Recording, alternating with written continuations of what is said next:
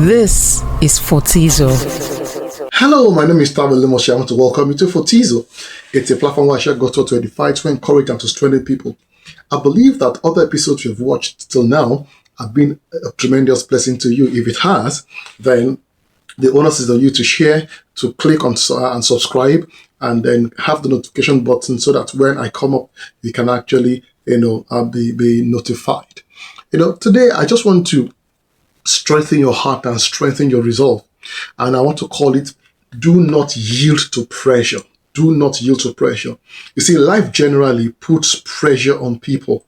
There are different kinds of pressure: marital pressure, financial pressure, and these pressures come at different junctures at different times in our lives, such that, there was a pressure that you faced, when you are young. There's a pressure that you face when you're a teenager, and the pressure, of what's called peer pressure. There's a pressure you face the moment you leave school, and then you start working. There's a pressure you even face when you are married. There's a pressure you face when you have children. So at different points in time in our lives, we will be faced by different pressures of life. And those things, if we are not careful, many times we succumb to those pressures. And I've come to realize that many people will find their hands, in dirty things they will never have thought they would have done, is because they yielded to pressure. They yielded to pressure. So, for example, a young guy, promising young guy, has left school, did well, at least maybe got a 2-1, expected to get a job, and is not getting a job. And the pressure of friends is there.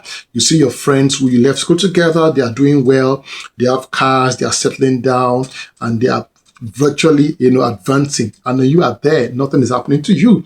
And then there's a pressure from parents who are telling you, get a job, get married, and all that. And you see, so you have pressure from friends who are pulling you, who are telling you are a failure. You have pressure from parents and expectations of people who are like, you have finished school now, so what's happening to you? You should have settled down, you should have married, and all that. And before you know it, if you're not careful to regulate your heart, you find that you succumb to pressure to do unethical things so that you can prove a point to people. And that is why this episode is very, very, very, needed by many people, because many of us are actually under pressure of performance, of proving a point to people and showing things to people that, I am also here. That is why somebody would go ahead and will change figures, change age, use somebody else's passport, and do many unethical things that we see happening today, is because they are yielding to pressure. Now, the truth of the matter is, pressures are real. Pressures are real. We are not denying the fact that you will not be faced with pressure as a person. Imagine someone who has gotten married, and there's no child, as it were, 5, 6, 7 years, 10 years, 15 years of marriage. And there's the expectation, especially Africans, once somebody gets married, you're already counting 9 months. And then if the parents are not, especially your mothers, are not seeing as a lady, they're not seeing your stomach protruding 7, 8 months after marriage, they're asking you what is happening. What is happening? I want my grandchild. And 1 year, 2 years, everybody's putting pressure on you. Church members are putting pressure on you. Everybody's putting pressure on you, expecting you that now you are married, you should have a child. And then how do you face those pressures?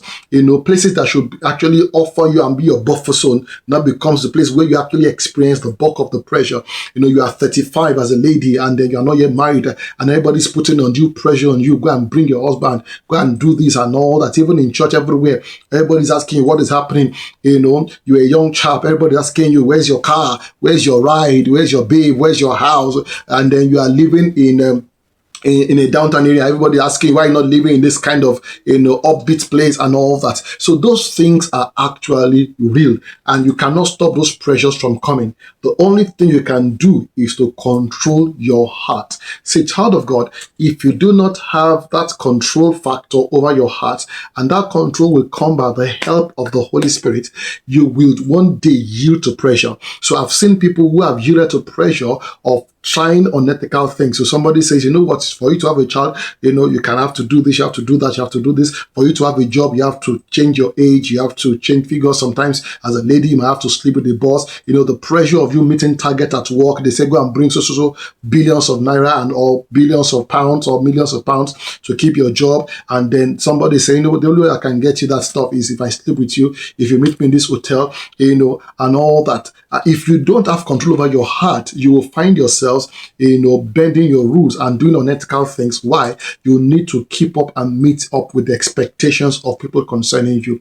I remember I'm sure you were watching this, who God was helping, doing well, obtained to a managerial position, but that managerial position brought a lot of pressure. Yes, everybody prays for promotion, but now his own promotion actually brought undue pressure on him. He that never smoked, that never drank, now he needed to begin to frolic with people high and mighty. He needed to see top people just to be able to keep, his work going, so that he has to now interact with who is who, and he has to meet them in clubs, sometimes clubs at night, where some of them actually meet, places where, they do all kind of things that as is against his Christian faith. Now, he had the decision. If I decide to continue with this, I'm not going to last in the faith. It's going to be a matter of time. I'm going to give in, I'm going to womanize, I'm going to smoke, I'm going to drink like they are doing. Now, that pressure was real on him. If I decide to quit, I'm going to lose my job, and then how do I fend for my family? How do I, take care of my life and all that? So he was actually bent between two opinions. At the end of the day, he decided, you know what? I'm not going to bend my faith. I'll rather lose the job. So what did he do? He resigned. That is sometimes you have to some extreme measures to be able to preserve your sanity and preserve yourself. If you had been on that job, I can tell you that by now it would not be in the faith. It would just have begun to do a lot of things, humanize, have side cheeks like those guys would have, because they will put that pressure on you to do those things. And there are many young men and women who are yielding to this pressure, and it's because they do not have control over their heart. So it's good that you control your heart, and the best way to control your heart is to solidify your heart in the Word of God. Now, number two is the fact that you must have a clear-cut purpose and vision for your life. See, if you are neither here nor there, anybody can pull you to any side. If you don't have a clear-cut vision and a clear-cut blueprint that this is where I'm going to, and no matter the pressure, you are not going to take me off my course. It's like, a pilot or a sailor who says, I am leaving point A and I'm going to point B. There will be turbulence in the air. I've seen places where, ships are tossed to and fro by heavy storm, every wind. But you know what? The sailor and the pilot takes charge of the steering, and they are saying, no, the turbulence, the pressure, the storm is not going to derail us. We are going to maintain our course, or because we are going to destination B, and the storm is not going to divert us to another destination. The pressure will be real, the pressure will be strong, but once you have a clear-cut, precise purpose and blueprint of where you are going to, you will find that those pressures have come as a means of distraction to get you out of your way and take you off course and push you into other things that you would not have naturally wanted to do. So, child of God, you must have a clear-cut blueprint. As a child, growing up, as a young adult, as an adult, as a family man, as a businessman, you must have blueprint.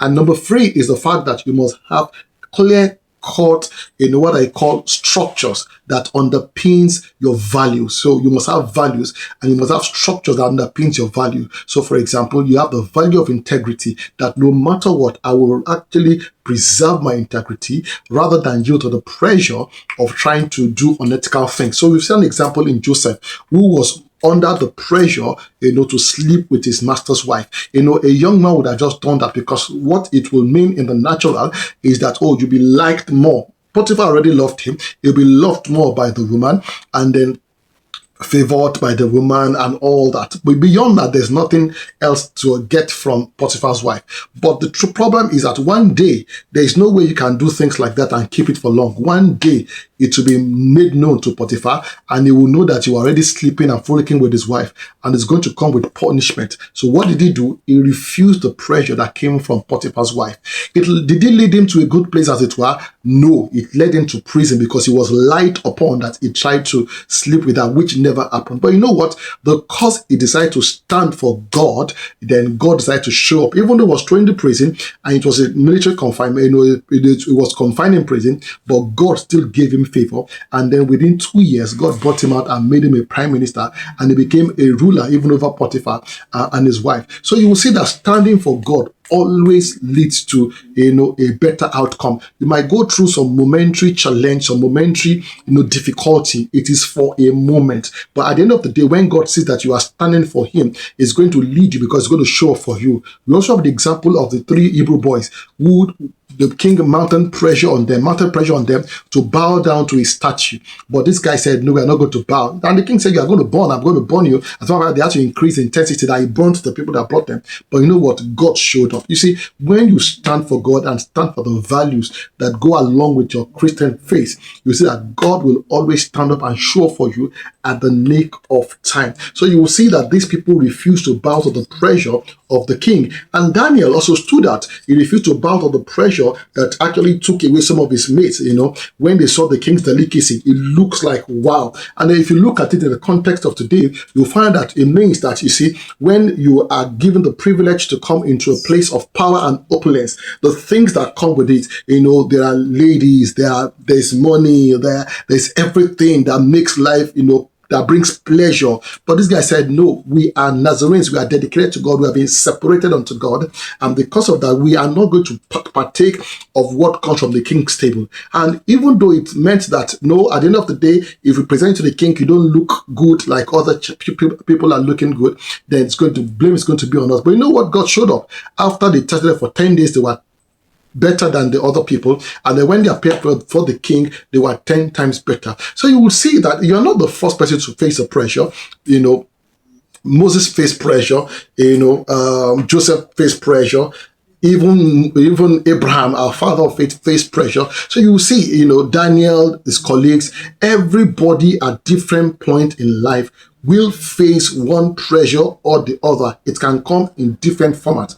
But you know what? Once you know where you're going to, once you have values, and once you have guarded your heart, it will help you stand in the times when the pressure will come. But if you decide not to, to follow these things, and then you yield to pressure, you may find some momentary pleasure and enjoyment. But can I tell you, it will not last. Let me tell you, it is only what God gives that lasts, not what you get by your own, trying to outsmart and trying to prove that you are smarter than your maker. No, it is the blessing of God that makes rich and does not add sorrow to it. So what have I come to tell you, child of God? Pressures are real. You will face pressures at work. You will face pressure at home. You will face financial pressure. You might be waiting on God for a child, waiting on God for something, and people are telling you there are ways that you can use to get the things instead of you waiting for this long, and you can bend this and do this to get it. Do not yield to those pressures, because it's the enemy's way of bringing into a trap. My pastor shared the testimony of a certain person who had waited for a child, as I closed, for a long time, and then no child was coming, and then she was taken to, somewhere, to go and get the child. And then, yes, she got pregnant, she got the child, but you know what? The child was sickly. And then, and they brought the child to church for deliverance. And they noticed that a child that was just a baby had beards. Yes. So there's nothing the devil gives you that is good. You can become rich, just by playing games, doing the Yahoo, doing all the fraudulent things. You drive the latest cars, you wear the best wristwatch, you buy the best wine, you go to the club, you can spend 100 million at the club just frolicking around. But you know what? Go and check the end of most of those guys. Like David said, when I checked their end, I saw that their end wasn't good at all. So you see, do not bow to the pressure and don't try to impress people. Your life should be about pleasing God and doing what is in accordance with the word and the will of God for your life. So do not bow to any pressure. Stay in God. Keep your eyes on God. Have structure that paints your value. Have a blueprint of where you are going to, and guard your heart with all diligence, for out of it flows the issue of life. I believe this has blessed and encouraged your heart. I'm going to see you next episode by God's grace. My name is Lemoshe. God has blessed you.